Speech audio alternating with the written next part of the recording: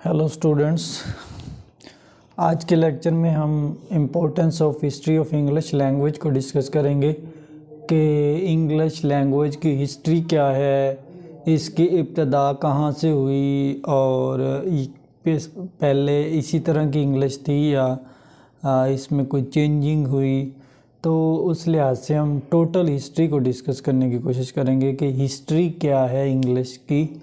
कोई भी लैंग्वेज होती है उसकी हिस्ट्री होती है, कैसे आई और कैसे उसमें चेंजिंग हुई और कैसे वो एक असल शक्ल में लैंग्वेज डेवलप हुई। तो इस लिहाज से आज हम इंग्लिश को डिस्कस करेंगे। सबसे पहले तो हम देखेंगे कि how to study the history of language. हम हिस्ट्री ऑफ लैंग्वेज को क्यों स्टडी करते हैं? कहते हैं जी, language is general is ability inherent in us. Specific language such as English are a system that result from the ability we can know that underlying ability only through studying the actual language that is its expression. That's one of the best reason for studying languages is to find out about ourselves. मतलब ये बताना चाह रहा है कि language के बारे में जानना एक सिस्टम है, एक एबिलिटी है। और मतलब जैसे हम खुद के बारे में जानते हैं, खुद की बायोग्राफी करते हैं, ऐसे ही इंग्लिश ही बहुत ज़रूरी है उसके बारे में जानना। कहते जी, good approach to studying language is the historical one. To understand how things are it is often helpful to know how they go to be that way. The orthography joke of George Bernard Shaw is very relevant to share here. According to him, English fish might be spelled guti. The only way to understand the anomalies of spelling is to study the history of language. Present day pronunciation and meaning of cupboard do not suggest a board for cup. So this is also something we need history to explain. इसमें वो बताना चाह रहा है कि George Bernard Shaw एक dramatist था, इसने काफ़ी ड्रामे लिखे। वो बताना चाह रहा है कि जस्ट ये नहीं हिस्ट्री होती कि मीनिंग को जान लेना, प्रोनाउंसिएशन को जान लेना। प्रेजेंट दौर में अगर इन्हीं चीज़ों को जान लें और तो लैंग्वेज की हिस्ट्री कंप्लीट हो जाएगी। लेकिन वो बताना चाह रहा है कि इसमें और बहुत सारी चीज़ें होती हैं जिनको जानना बहुत ज़रूरी है। कहते हैं why and how to trace the history of language. Why क्यों एंड हाउ कैसे ट्रेस कर सकते हैं, जान सकते हैं हिस्ट्री ऑफ इंग्लिश लैंग्वेज की। हिस्ट्री ऑफ इंग्लिश लैंग्वेज को कैसे जान सकते हैं? कहता जी, why and how linguistics have attempt to trace and document the history of English language. To what extent is modern English language same language as that introduced the British 1.5 billion अगो। मतलब कहना चाह रहा है कि आया कि ये वही लैंग्वेज है जो ब्रिटिश लोग थे उनके स्टार्ट में थी, या इसमें कोई चेंजिंग आई। तो उस लिहाज से हम इसको डिस्कस करेंगे। Are periods in history of English language fix. वो कहना चाह रहा है कि आया कि जो इंग्लिश हिस्ट्री में पीरियड्स थे वो फिक्स हैं या चेंज होते रहे। तो कुछ हम की इवेंट्स डिस्कस करेंगे। की इवेंट्स में डिफरेंट राइटर्स भी आएंगे, डिफरेंट एराज भी आएंगे, डिफरेंट पॉइंट ऑफ व्यू भी होगा। की events in the old English period, मतलब क्या इवेंट्स थे? सबसे पहले Angles and Saxons, Jutes and Frisians began to occupy Great Britain. सबसे पहले इनका दौर था इन तीन तबकों का, एंगल्स, सेक्शन, ज्यूट्स, तीन मेन कबीले थे जिनका राज था। उसके बाद 597 Saint Augustine of Canterbury arrive in England to begin the conversation. उसके बाद सेंट अगस्टन आ गया। उसके बाद और different right venerable Bede produce his ecclesiastical history of English people. उसके बाद 1787 में स्कैंडिनेवियन इन्विजन बिगेन हुई। उसके बाद 1871 में Alfred become the king of Wessex, king the city of London, securing the kingship of all the England for himself and his successor and producing a sponsor the translation of Latin work into English. Alfred great मतलब उस दौर में king बन गया और उसने सारा hand over संभाला और उसने सारी चेंजिंग की। उसके बाद 1991 English were defeat in the battle of Maldon, English लोगों को डिफीट होगी। उसके बाद manuscript of the English epic Beowulf was written about this time. इस दौर का जो फेमस वर्क था बीवुल्फ था, ओल्ड इंग्लिश में लिखा गया। उसके बाद account become king of England establishing Danish dynasty in Britain. उसके बाद 1042 the Danish dynasty ended with the death of king Hardicanute and Edward the Confessor become king of England. उसके बाद 1066 एडवर्ड द कन्फेसर डाइड।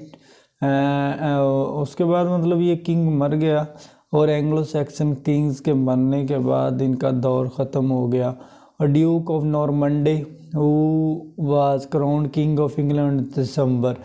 इस age में old English period में इस history का इख्तिताम हो गया और नई हिस्ट्री स्टार्ट होगी जो मिडल इंग्लिश जिन्हें हम एंग्लो नॉर्मन पीरियड भी कहते हैं।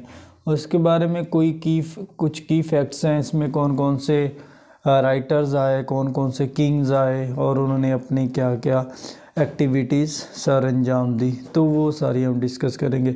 सबसे पहले 1066 में नॉर्मन्स आ गए, मतलब एंग्लो सैक्सन के बाद नॉर्मन आ गए।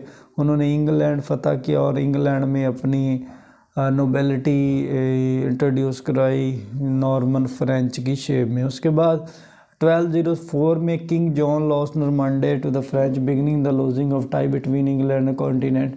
उसके बाद किंग हेनरी आ गया। उसके बाद 100 ईयर वार बिगिन हुई। उसके बाद black death killed an estimated III। उसके बाद statute of pleading was enacted requiring all court proceeding to the conduct. उसके बाद peasant revolt at the first billion working class people. उसके बाद जो मेजर वर्क्स था जोफ्री चौसर का था और उसके वो डाइड हुआ। उसके बाद chancery office William Caxton brought printing to England. John Cabot sail to Nova Scotia for shedding England territorial expansion. तो इसमें मिडल इंग्लिश पीरियड में कुछ ये की फैक्ट्स थे।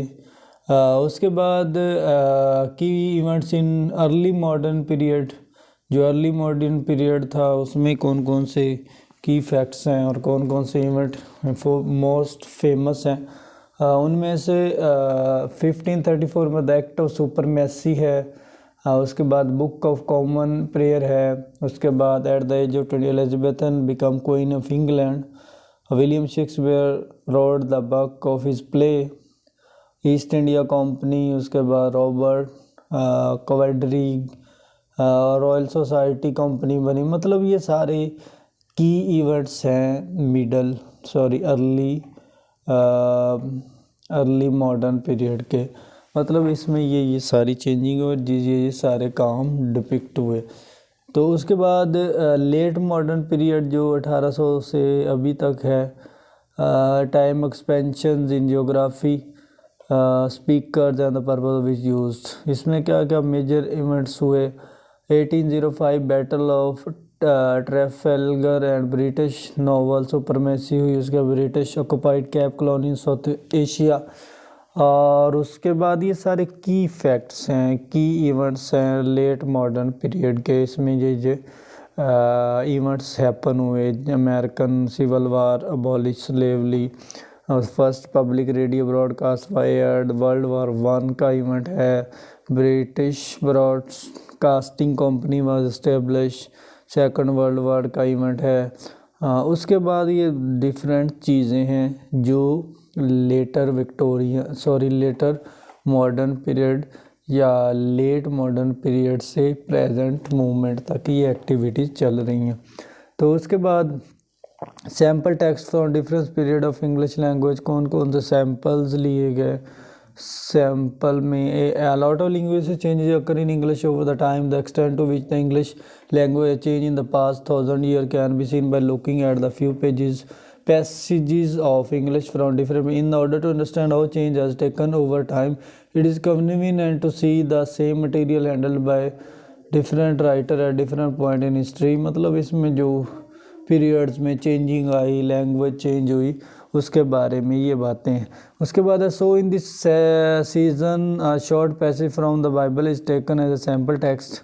बाइबल का टेक्स्ट लिया गया है सैम्पल के तौर पर। It is then examined as how is it has been translated in English at different times. मतलब इसमें बताया गया कि इंग्लिश ज़बान को कैसे डिफरेंट टाइम में ट्रांसलेट किया गया। In fact the passage from chapter XV of the Gospel, the first version that is taken from the 20th century translation। इसमें टोटल बाइबल्स के बारे में बातें हैं, बाइबल में कौन कौन से सैम्पल्स और कौन कौन सी चीज़ों के बयान किया गया, जिस तरह किंग जेम्स के बारे में जॉन वाइक्लिफ है।